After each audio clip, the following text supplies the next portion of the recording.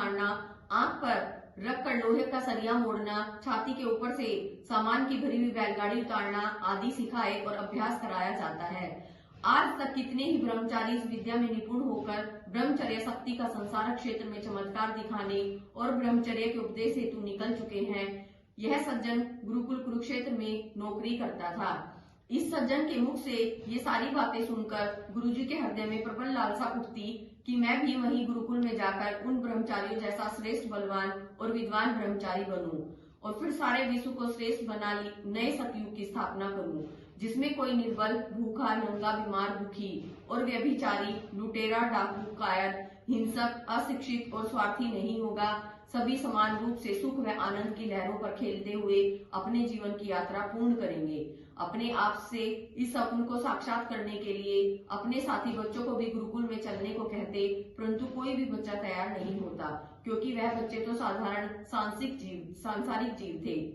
छोटा राम के जीवन में ब्रह्मचारी बनने, विद्या अध्ययन की दृढ़ भावना से गांव की बूढ़ी बूढ़ी औरतों के द्वारा ध्रुव भक्त और 300-300 वर्ष के पहाड़ों में रहने वाले महात्माओं की तरह तपस्या करने की इच्छा, पूर्वले शुभ संस्कारों के वशीभूत होकर माता पिता और चाचा की मृत्यु, कुछ भाई के कठोर व्यवहार ने सोने पर सुहागा का काम कर दिया, अर्थात वैराग्य को और दृढ़ कर दिया, बांध्य नहीं दिया।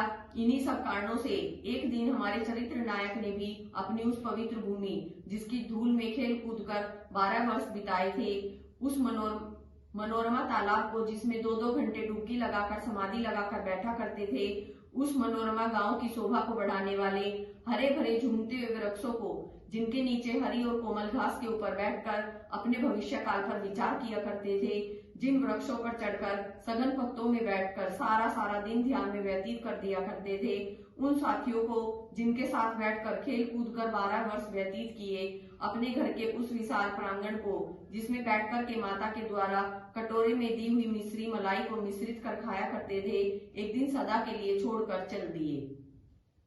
जिस समय आप रात्रि को घर से निकले, उस समय सूर्य देवता के अस्त होने से चारों ओर महाघोर अंधेरी छाई हुई थी और सारा संसार सोया हुआ था। पशु पक्षी भी सुनसान रात्रि में अपनी गुफाओं और घोंसलों में जा घुसे थे। उस समय वह भी मौनधारी योगी के समान पड़े थे।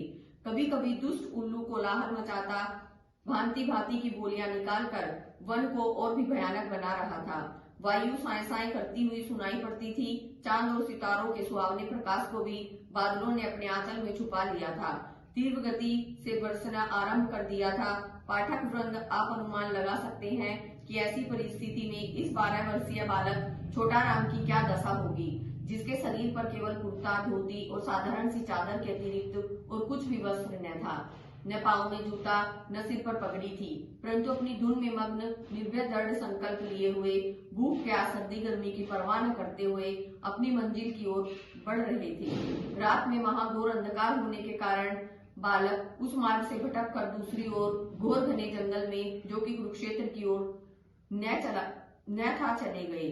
इस जंगल में कभी कभी इधर उधर सारी रात भटकते रहे। पाँव में जूते भी नहीं थे, जिसके कारण पांव छलनी हो गए।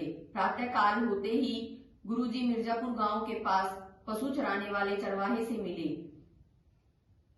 वह आपको चोर समझकर मारपीट करने की चेष्टा करने लगे, परंतु जब बाद में आपने अपने माता पिता और गांव का परिचय दिया तो वह शांत हो गए और फिर तो वही चरवाहे आपको अपने साथ अपने घर ले जाने के लिए आपसे मीठी मीठी बातें करने लगे और कहा कि आप हमारे घर चलो, आपको हम बड़े बड़े सुंदर वस्त्र पहनाएंगे, दूध घी खूब पिलाएंगे, अच्छे अच्छे पकवान खिलाएंगे। परंतु गुरुजी ने उनकी एक नहीं मानी और उत्तर दिया कि इन सब वस्तुओं की हमारे घर में ही क्या कमी थी।